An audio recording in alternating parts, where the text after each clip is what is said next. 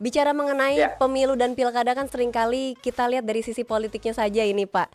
Apa sih yang sebenarnya luput dari perhatian publik, Pak? iya. Jadi kalau orang bicara pesta demokrasi, ini kan ibarat kita. Apa sih tantangan yang dihadapi KPU Kota Pekalongan, Pak, dalam menyalurkan logistik ke TPS? Iya, jadi salah satu hal yang menjadi tantangan ini adalah.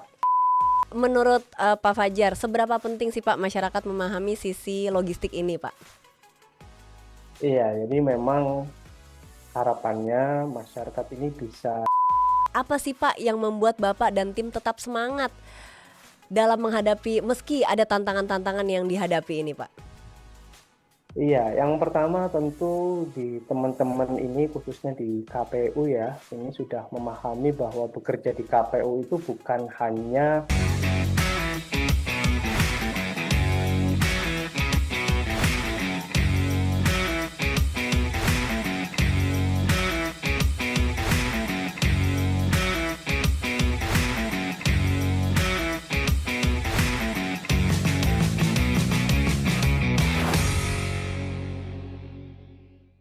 Halo teman pemilih, jumpa lagi bersama saya Nona Evita di podcast KPWRI.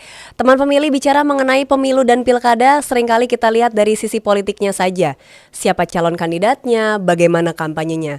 Tapi ada satu cerita yang jarang tersorot, bagaimana memastikan teman pemilih menggunakan hak pilihnya. Di balik itu semua ada kerja-kerja panjang, penuh perjuangan, bahkan ada cerita unik dan menarik. Hari ini saya tidak sedang berbicara dengan tokoh politik, namun saya berbicara dengan satu orang yang setiap harinya mengawal demokrasi agar bisa berjalan di Kota Pekalongan. Kita sambut, sudah hadir bersama saya secara daring Ketua KPU Kota Pekalongan, Bapak Fajar Andi Yogananda. Selamat bergabung Pak Fajar. Ya, terima kasih Kak Nona dan teman pemilih yang menyimak podcast kita hari ini.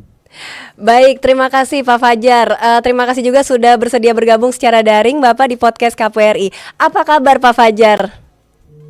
Ya, alhamdulillah, puji syukur Tuhan masih memberikan kesehatan kepada saya sehingga masih bisa melaksanakan kerja-kerja pendidikan pemilih seperti yang kita lakukan pada kesempatan hari ini. Baik, luar biasa Pak Fajar. Pak Fajar, bicara mengenai Ya, pemilu dan pilkada kan seringkali kita lihat dari sisi politiknya saja ini Pak. Apa sih yang sebenarnya luput dari perhatian publik Pak? iya. Jadi kalau orang bicara pesta demokrasi, ini kan ibarat kita misalkan ya Mbak ya, menggelar hajatan ya. Jadi biasanya ini fokus untuk menghadirkan undangannya atau pemilihnya datang ke TPS. Tapi kan kita tidak boleh lupa satu aspek penting bahwa ketika mengundang tamu tentu kita harus menyiapkan segalanya ya. Dalam arti bisa saja makanan ya atau lain sebagainya ketika itu konteksnya adalah hajatan. Tapi ketika di pemilih, ketika kita sudah mengundang orang, tentu konsekuensinya adalah kita harus juga menyediakan logistiknya. Nah, jadi jangan sampai datang ke TPS, tapi ternyata surat suaranya belum siap. Lalu tintanya dan lain sebagainya yang itu mendukung logistik itu belum siap. Jadi yang tidak boleh luput adalah logistiknya. Seperti buku yang kita buat, apa jadinya hari H tanpa logistik, Kak Nona. Mantap Bapak. Lalu bagaimana KPU Kota Pekalongan bisa memastikan Pak distribusi logistik ini sampai tepat waktu dan sesuai kebutuhan di Pekalongan? Iya, Mbak. Jadi kalau bicara kewilayahan, Mbak ya, geografis Kota Pekalongan, khususnya wilayah kerja kami ini, kalau diibaratkan itu seperti seorang laki-laki yang tidak sengaja nge-like status mantannya, Kak. Nah, Hmm. jadi jadinya serba salah ya. Karena Mm-mm. wilayah kita ini cuma 4 kecamatan dan 27 kelurahan. Kalau menyelesaikan kerja dengan baik, distribusi logistik baik ya, oke saja. Tapi ketika ada hal yang kurang, tentu menjadi evaluasi bagi kami. Sedangkan teman-teman yang wilayahnya luas itu bisa menyelesaikan distribusi dengan baik. Kuncinya tentu tidak bisa lepas dari koordinasi, Mbak ya, koordinasi karena sesuai dengan arahan pimpinan kami, Pak Yulianto Sudrajat, bahwa Mm-mm. ini adalah demokrasi yang harus digotong royongkan. Jadi koordinasi adalah sarana upaya untuk bergotong royong bahwa proses distribusi ini bukan karena kehebatan KPU semata, Kota Pekalongan khususnya, tapi ada pihak-pihak lain seperti stakeholder, TNI Polri, pemerintah, dan juga badan ad hoc, serta yang tidak kalah penting adalah pemilih itu sendiri juga membantu proses-proses distribusi logistik supaya tadi bisa tepat waktu datangnya ke lokasi TPS. Baik, Bapak. Nah, kalau kita berbicara mengenai logistik, pasti ada tantangan, Pak. Ini kan bukan kerja-kerja yang mudah begitu, Pak. Ada proses panjang begitu. Apa sih tantangan yang dihadapi KPU Kota Pekalongan, Pak, dalam menyalurkan logistik ke TPS? Iya, jadi salah satu hal yang menjadi tantangan ini adalah salah satunya tuh banjir, Kak. Hmm, Banjir. banjir. Jadi kita ini pada saat proses eh, pilkada khususnya kemarin ya, ini ada banjir yang melanda di daerah kami. Jadi hari Minggu itu terjadi banjir, sementara pilkadanya kan waktu itu hari Rabu ya, hari Rabu. Mm-mm. Jadi ada banjir yang ini sebetulnya bukan di daerah kami, tapi di daerah tetangga, sehingga kami Mm. kena imbasnya. Jadi dari 21 TPS itu ada 7 TPS yang terkena dampaknya, dan 2 TPS mau tidak mau, suka tidak suka harus kita lakukan relokasi karena apa? Karena pemilihnya itu di Mm. 2 TPS tersebut mengungsi ke tempat pengungsian, sehingga TPS-nya kita Mm. dekatkan di tempat pengungsian supaya hak pilihnya mereka tetap terlayani. Jadi itu sih tantangan yang mungkin sampai dengan hari ini kita masih mengenang betul bahwa ya banjir yang kita tidak prediksi. Itu sih, Mbak. Baik-baik, Bapak. Kalau untuk gudangnya kena banjir juga nggak, Pak? Kalau gudang kita aman sih, karena Aman memang ya? kita memilih gudang yang representatif dan alhamdulillah itu bangunannya baru, Mbak. Jadi kita yang pertama menempati untuk menjadi gudang, Mbak. Baik-baik, Pak. Lalu, luar biasa sekali ya, Pak, berarti banjir saat itu yang tidak terduga H-3 ya, Pak, ya? Betul, Mbak. H-3 jelang pemungutan suara saat itu pilkada. Baik, lalu ada cerita menarik apa ini, Pak, atau pengalaman tak terduga yang, Bapak atau tim ingat selama mengurusi urusan logistik, Pak? Iya, banyak hal-hal yang menarik ya. Cerita lucu ada, cerita horor ada, cerita cinta juga ada. Jadi Boleh di-spill lengkap. semua, Pak, ke teman pemilih. Kalau yang cerita bisa dibilang eh, lucu itu mungkin ini ya, beberapa petugas ada yang kesulitan. Jadi waktu kami hari Minggu melakukan monitoring, Kak ya, monitoring terkait dengan banjir itu memang masih dalam posisi selutut ya, Mhm. selutut, sehingga kita harus memakai sepatu boot. Nah, ternyata tidak hanya selutut, tapi kedalamannya makin tinggi, makin tinggi. Nah, ketika kita sudah sampai lokasi, ada salah satu orang yang menghilang. Nah, kita khawatir, ini Mmm, kemana? mhm. Ternyata yang bersangkutan kesulitan untuk mencopot sepatu bootnya, Kak. Sepatu Wah. bootnya. Sepatu bootnya sehingga harus dipotong itu seperti kayak orang lahiran sesar, jadi harus dibedah dulu. Juga pada Mhm. saat hari H, kita masih ingat Mhm.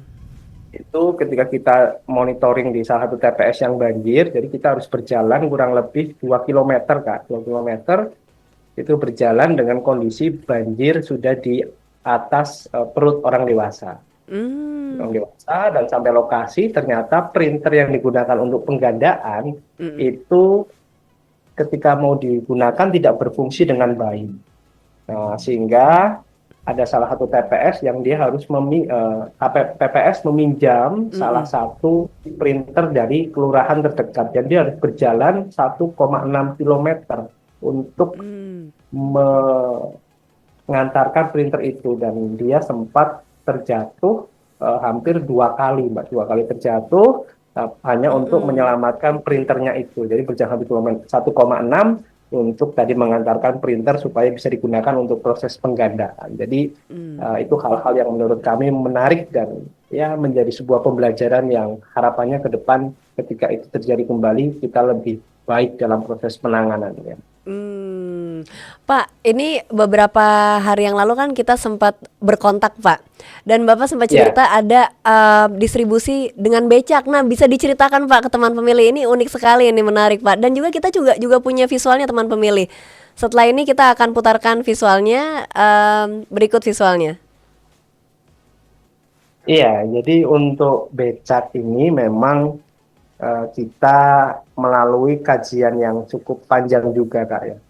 Jadi karena pilkada itu hanya ada dua kota, kita melakukan kajian nih bahwa ternyata dimensi kota dengan dimensi becak itu cukup. Jadi satu dimensi becak itu ketika lebarnya hanya 91, sementara lebar kotak kita kan 40 cm ya. Jadi kami kalau Hmm. dua kotak itu cukup. Nah, lalu kita juga melihat penyusutan becak di menurut beberapa orang yang meneliti itu kurang lebih 60%. Kami melihat proses penyusutannya masih memungkinkan untuk diadakan.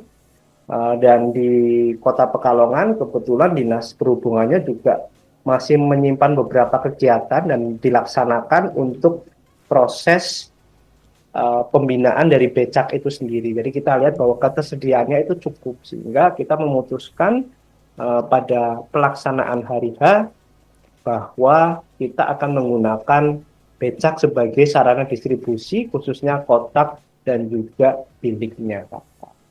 Tapi pertanyaannya yang menarik, mengapa harus becak, Bapak?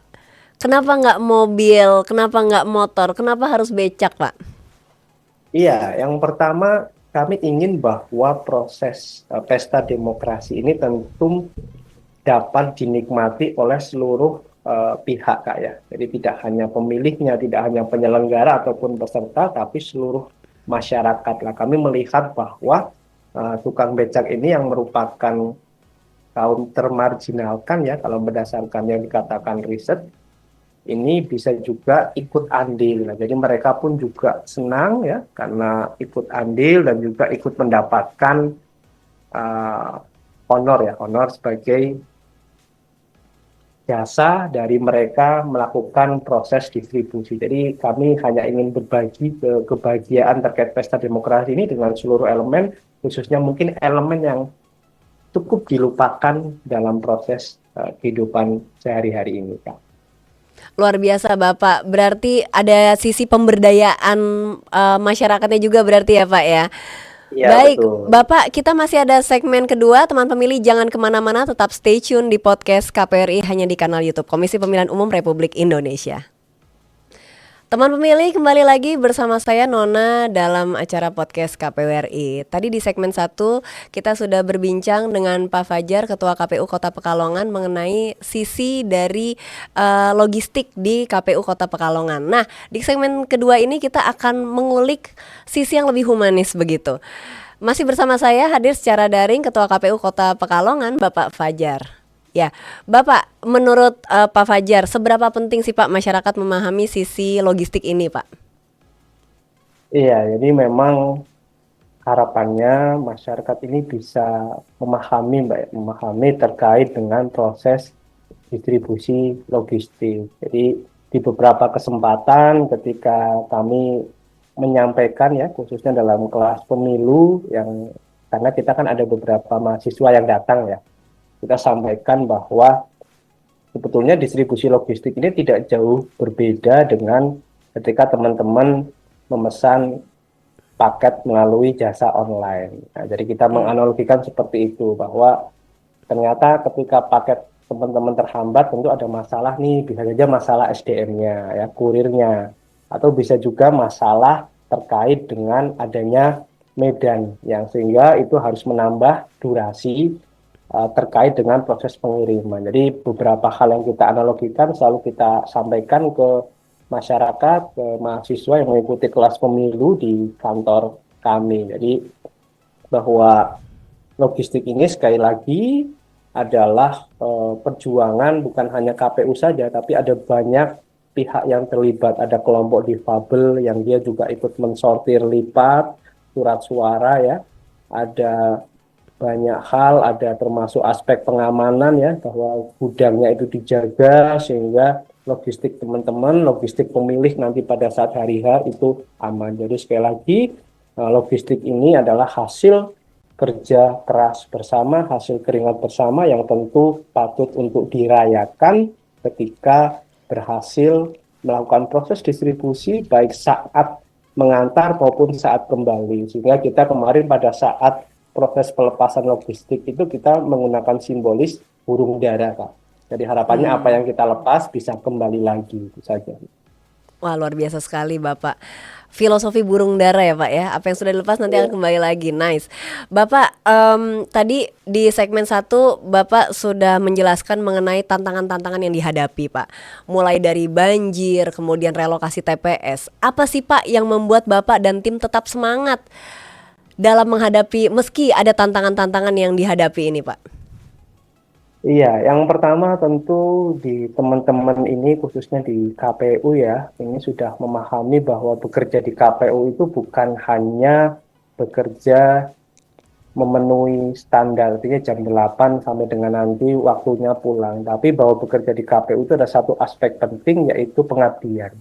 Bahwa ketika bekerja di KPU, dan saya apresiasi sekali teman-teman itu memahami bahwa ini adalah proses pengabdian, dan saya mengutip salah satu perkataan ya atau quote dari Bapak Proklamator kita yang pertama, Pak Soekarno, mengatakan bahwa karmane padikaletsu mapalatnya, artinya laksanakan tugasmu dengan sebaik-baiknya, dengan seikhlas-ikhlasnya. Jika tidak kamu yang memetik buahnya, maka mungkin anakmu atau mungkin nanti cucumu juga lah yang kelak memetik itu. Jadi prinsipnya pengabdian dan ikhlas. Dan insya Allah di KPU Kota Pekalongan ini, dan saya yakin di seluruh KPU juga memiliki mindset yang sama bahwa bekerja di KPU adalah berupa bagian untuk melakukan pengabdian kepada bangsa dan juga negara kita tercinta, negara Kesatuan Republik Indonesia, Kak Nona.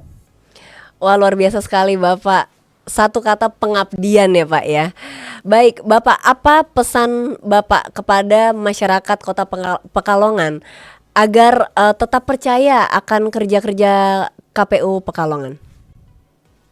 Iya, jadi untuk masyarakat ya, ada satu analogi Mbak ya. Jadi kalau tebak-tebakan buah, ibaratnya ada, suka mana sih antara buah apel dan buah anggur ya. Walaupun anggur itu lebih enak, tapi kalau kita di KPU lebih suka apel. Jadi harapannya bisa diapelin ya, khususnya warga silakan datang apelin kita di hari kerja, bisa menyampaikan terkait dengan daftar pemilih berkelanjutan, ataupun menginginkan informasi-informasi yang itu bisa berguna untuk Bapak Ibu dalam melakukan riset dan penelitian. Dan KPU sekali lagi terbuka untuk proses data, kita ada PPID, di website pun juga kita menyampaikan banyak data-data yang itu sifatnya terbuka, bisa diunduh oleh siapapun, sehingga kami terbuka, tidak ada yang kami tutupi. Ketika ada yang ingin konfirmasi, kami senang sekali bisa datang bersilaturahmi ke kantor kami, dan tidak ada pungutan terkait dengan layanan-layanan yang mungkin akan diminta oleh Bapak Ibu semua. Baik, luar biasa, terima kasih Pak Fajar untuk waktunya. Semoga cerita ini bisa membuka mata untuk kita semua bahwa distribusi logistik bukan hanya soal kotak suara, tapi juga kerjasama, kreativitas, dan tentunya perjuangan Bapak. Terima kasih juga teman pemilih yang sudah setia bergabung di podcast KPRI. Saya Nona Evita, host podcast KPRI undur diri. Sampai jumpa di podcast episode berikutnya. Bye. Terima kasih Pak Fajar.